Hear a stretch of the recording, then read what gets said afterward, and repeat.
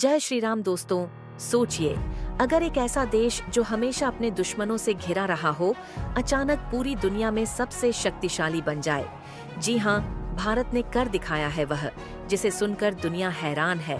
आज इतिहास में पहली बार भारत ने यूनाइटेड नेशंस की वीटो पावर हासिल कर ली है और चीन और पाकिस्तान को दिया है। सबसे बड़ा झटका जानने के लिए बने रहिए, क्योंकि आगे जो जानकारी मिलेगी वह आपके होश उड़ा देगी। भारत ने यूनाइटेड नेशंस की छठी स्थायी सदस्यता और वीटो पावर हासिल कर ली है, जिसे लेकर 5 और शक्तिशाली देशों ने भारत का समर्थन किया। यह जीत न सिर्फ भारत के लिए बल्कि पूरे एशिया के लिए एक बड़ा मोड़ है। चीन ने इस पर कड़ा विरोध किया, लेकिन उसकी हर चाल उल्टी साबित हुई। वीटो पावर मिलते ही भारत ने पहला बड़ा कदम पाकिस्तान के खिलाफ उठाया। उनके विवादास्पद प्रस्ताव को सिरे से खारिज कर दिया। इस घटनाक्रम से न केवल चीन बल्कि अमेरिका तक हैरान है। अब सवाल यह उठता है कि आखिर यह सब कैसे हुआ? आखिर क्यों भारत को इतनी बड़ी शक्ति मिली? भारत की कूटनीतिक चालों ने कैसे दुनिया के उन देशों को भी चुप करा दिया जो कभी भारत का विरोध करते थे? दोस्तों, इस वीडियो में हम आपको विस्तार से बताएंगे कि यह जीत कैसे भारत ने अपनी डिप्लोमेसी के दम पर हासिल की। भारत ने न केवल अपने तर्कों से बल्कि अपने रणनीतिक गठबंधनों के माध्यम से भी कई देशों का समर्थन प्राप्त किया।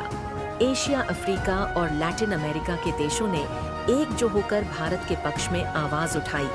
इसके अलावा भारत ने वैश्विक मंचों पर सक्रिय रहकर और अपने आर्थिक विकास को प्रमोट करके भी अपनी स्थिति को मजबूत किया है। साथ ही हम आपको बताएंगे कि यह वीटो पावर भारत के भविष्य के लिए कितना अहम है और इसका इस्तेमाल कैसे किया जाएगा। भारत अब महत्वपूर्ण अंतर्राष्ट्रीय निर्णयों में अपनी आवाज और अधिक प्रभावी ढंग से रख सकेगा। तो दोस्तों, वीडियो को अंत तक जरूर देखें ताकि आपको पूरी जानकारी मिल सके। इस वीडियो को लाइक करें और चैनल को सब्सक्राइब करें। कमेंट बॉक्स में जय हिंद लिखें। इस समय भारत के लिए एक महत्वपूर्ण मोड़ आ गया है। G5 देशों ने, जिनमें से 4 स्थायी सदस्य हैं, भारत का समर्थन किया है। यूनाइटेड नेशन महासभा के महासचिव एंटोनियो गुटेरेस ने सीधे तौर पर भारत के पक्ष में मतदान किया है। साथ ही महासभा के चेयरमैन ने भी भारत के बीच सदस्यता के समर्थन में दस्तखत किए हैं। इस समय एक और बड़ी अपडेट सामने आई है। भारत ने पाकिस्तान के दस्तावेजों को यूनाइटेड नेशंस के भीतर फाड़ दिया है।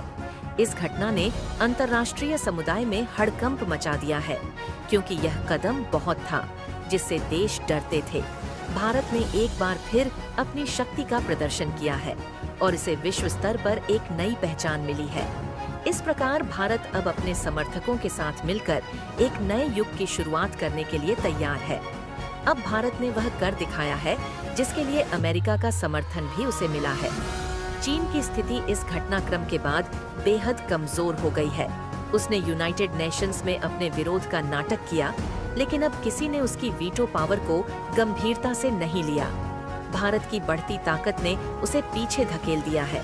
भारत अब स्थायी सदस्यता के करीब है और उसे वीटो पावर मिलने की संभावना भी बढ़ गई है। यह एक ऐतिहासिक क्षण है जो भारत की पहचान को नई ऊंचाई पर ले जाएगा। अब वो देश जो भारत को चुनौती देते थे, आज उसके सामने खड़े होने की हिम्मत नहीं जुटा पा रहे हैं।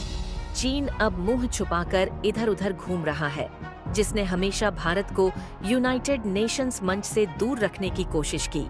अब वह अपनी असफलता को देख रहा है। भारत अब उन देशों की कतार में शामिल होने जा रहा है जिन्हें वीटो पावर हासिल है। इसका मतलब है कि कोई भी बड़ा अंतर्राष्ट्रीय निर्णय अब भारत की मर्जी के बिना पास नहीं हो सकेगा। यह केवल एक जीत नहीं है, बल्कि उन सभी विरोधियों के लिए एक मजबूत जवाब है जिन्होंने कहा था कि भारत को इस मंच पर कभी जगह नहीं मिलेगी। भारत ने फिर से साबित कर दिया है कि अगर हम ठान लें तो कोई भी चुनौती हमें रोक नहीं सकती। इसके साथ ही यह स्पष्ट हो गया है कि भारत की कूटनीतिक क्षमताएं न केवल क्षेत्रीय बल्कि वैश्विक स्तर पर भी प्रभावी हो गई हैं। अब भारत अन्य देशों के साथ मिलकर साझा हितों के लिए महत्वपूर्ण मुद्दों पर आवाज उठा सकेगा। इसके अतिरिक्त भारत का स्थायी सदस्य बनना विश्व व्यवस्था में संतुलन बनाने का एक महत्वपूर्ण कदम है। यह भारत को न केवल सुरक्षा मामलों में बल्कि आर्थिक, और सामाजिक विकास में भी महत्वपूर्ण भूमिका निभाने का अवसर देगा। अब विश्व के कई देश भारत के साथ सहयोग के लिए तत्पर हैं, जो एक नई रणनीतिक साझेदारी की शुरुआत कर सकता है। इस बदलाव से भारत की अंतर्राष्ट्रीय छवि और भी मजबूत होगी। अब भारत के लिए छठी कुर्सी यूनाइटेड नेशन में लग चुकी है। इस वीडियो में हम जानेंगे कि भारत के वीटो के लिए यूनाइटेड नेशंस में क्या-क्या बदलाव हुए हैं और चीन ने ऐसा कदम क्यों उठाया। साथ ही दुनिया भर के देशों ने भारत के इस बढ़ते कदम पर क्या प्रतिक्रिया दी है, यह भी बताएंगे दोस्तों। भारत की स्थायी सदस्यता को लेकर यूनाइटेड नेशंस में चर्चा कई समय से चल रही है। जब भी चर्चा होती है तो चीन अपना वीटो लगाकर भारत के स्थायी सदस्यता को रोक देता है। अमेरिका, रूस और कई देशों ने भारत का समर्थन किया, लेकिन हर बार चीन ने अपने वीटो का गलत इस्तेमाल भारत के विरोध में खड़ा हो जाता था। लेकिन अब यूनाइटेड नेशंस महासभा का बदल चुका है।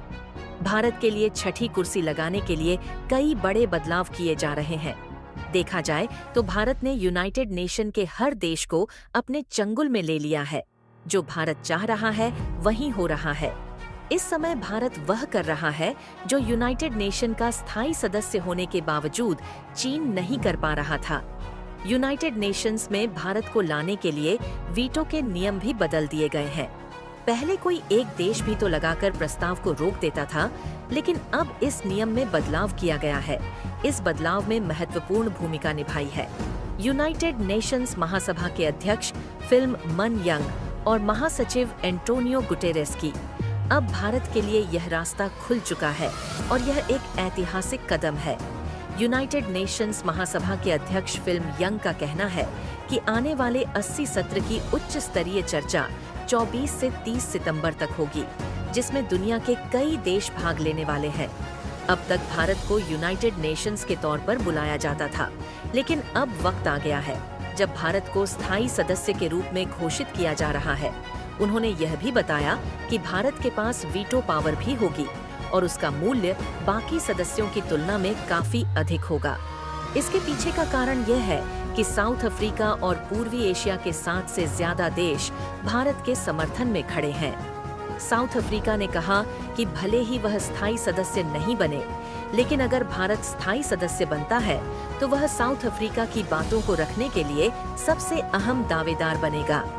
इससे यह स्पष्ट होता है कि भारत पर कितने देशों का भरोसा है। ऑस्ट्रेलिया, मलेशिया, इंडोनेशिया, म्यांमार और कई अन्य देश भी भारत का समर्थन कर रहे हैं।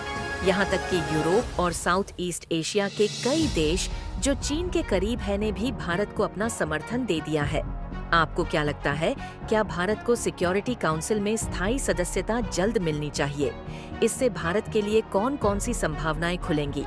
हमें कमेंट करके जरूर बताएं। जय श्री राम दोस्तों।